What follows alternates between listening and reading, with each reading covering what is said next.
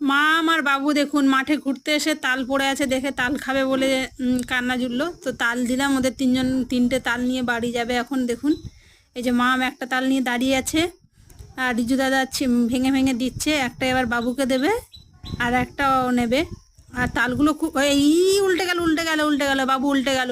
এবারে তালগুলো এত শক্ত হয়ে গেছে যে খাওয়া যাবে না, এখানে পড়ে রয়েছে, কেউ খাচ্ছে না কারণ তালের আঁটিগুলো খুব শক্ত হয়ে গেছে।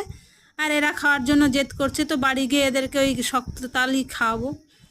কত শক্ত ওরা তখন খাওয়ার সময় বুঝতে পারবে। এই যে নিয়ে হাঁটছে, মাম একটা নিয়ে হাঁটছে, এই যে রিজু দাদা একটা তাল নিয়ে হাঁটছে, আর বাবু একটা তাল নিয়ে হাঁটছে। দেখুন এই নিয়ে বাড়ি যেতে পারবে কিনা সন্দেহ। এই দেখুন কোলে নিতে নিতে মাথায় উঠে গেছে তাল, তাল এখন মাথায় করে বাড়ি নিয়ে যাচ্ছে, তিনজন তিনটে তাল নিয়ে আর বাড়ি যাচ্ছে। দেখুন মাথায় করে নিয়ে তাল খাবে, তাল খাওয়ার ইচ্ছে হয়েছে, শক্ত তাল খেলেই বুঝতে পারবে।